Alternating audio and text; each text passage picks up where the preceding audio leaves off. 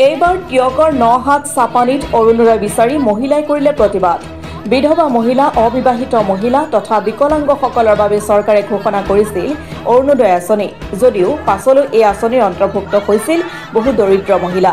কিন্তু বৰ্তমান অৰুণোদয় 3.0ৰ কাম পুনৰ আৰম্ভ হোৱাৰ লগে লগে সমগ্ৰ ৰাজ্যতে যেন হৈ পৰিছে এক অৰাজক।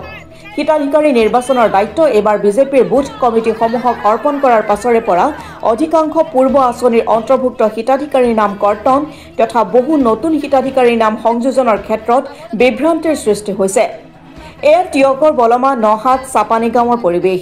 গাঁওখনৰ অধিকাংশ দৰিদ্ৰ পৰিয়ালৰ মহিলাসকলৰ নাম এইবাৰ উক্ত আঁচনিৰ পৰা কৰ্তন হৈছে। তাৰ বিপৰীতে বুথ কমিটিয়ে আৰ্থিকভাৱে সবল পৰিয়ালৰ নাম অন্তৰ্ভুক্ত কৰাৰ অভিযোগ উত্থাপিত হৈছে। সেয়ে নিৰুপায় মহিলাসকলে এইদৰে গাঁৱৰ নামঘৰৰ প্ৰাংগণত গোট খাই এইসমূহ আশ্বাস দূৰ কৰি প্ৰকৃত হিতাধিকাৰীক অন্তৰ্ভুক্তিৰ ব্যৱস্থা কৰিবলৈ আহ্বান জনাইছে। অন্যথা আঁচনিখন বন্ধ কৰি দিবলৈ মুখ্যমন্ত্ৰীক আহ্বান জনায়। দিলে সকলো মহিলাক দিয়ক, নহলে চাৰ্ভে কৰিব আহিছে, কাৰ্ড এটা দিছে, কিয় কাৰণে দিছিলে সেই কাৰ্ডটো?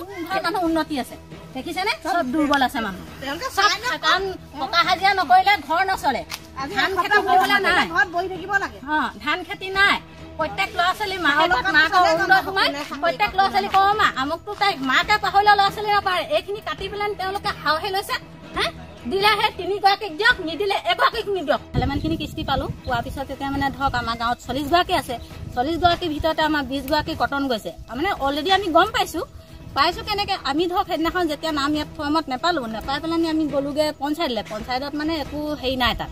তাৰপৰা গলোগে ব্লক গলোগে। ব্লকত গৈ পেলাই কথাখিনি জানি আহিলো যে এইখিনি কটন কৰিছে ভোট কমিটি মানুহে, তেওঁলোকে বাছনি কৰিছে, মানে কোনে পাব কোনে নাপাব।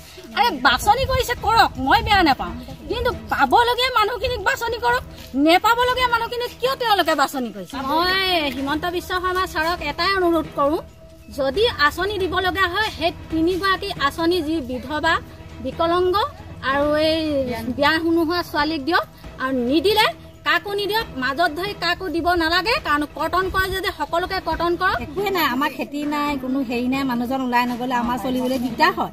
আমি এতিয়া ৰাতিপুৱা খালে মানে গধূলিলৈ চিন্তা কৰিবলগীয়া হয়। গতিকে আমাক কেলে কাটি দিছে সেইটো অনুৰোধ মানে ভালকে আমাক বিচাৰটো লাগে, কৈ দিব লাগে। আৰু যদিও তেওঁলোকে ইয়াত কাটিছে, কিন্তু যদি ইয়াত কটা কেনেকৈ আমি আকৌ গম পাবলৈ হ'লে কিন্তু সোধাই নেৰিম। বাট যদি তলিত কাটি দিছে তেতিয়াবা একো নাই। যদি পালে আচলতে চবেই পাওক, নেপালে কোনেও নাপাওক। যদি 10বাৰমান ডকুমেণ্টছ দিলোঁ, ডকুমেণ্টছ দিয়াৰ পাছতো মোৰ অৰুণোদয়ত নাম আজিলৈও উঠাই নাই। মানে উঠিবলৈ মানে সেইটো উঠে নুঠে সেইটো ভগৱানেহে জানে আৰু দিয়ে আছোঁ। কিন্তু কৰি আছে, মই এই গাঁৱৰে বাসিন্দা বাৰু, কিন্তু মই এই আঁচনিত মই অন্তৰ্ভুক্ত নহয়।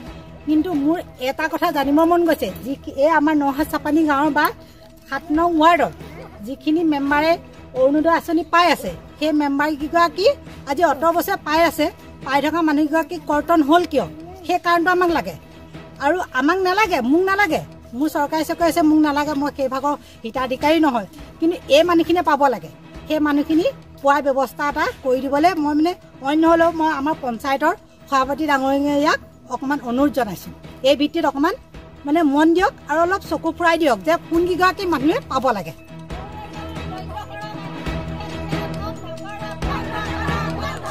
Report Assam today.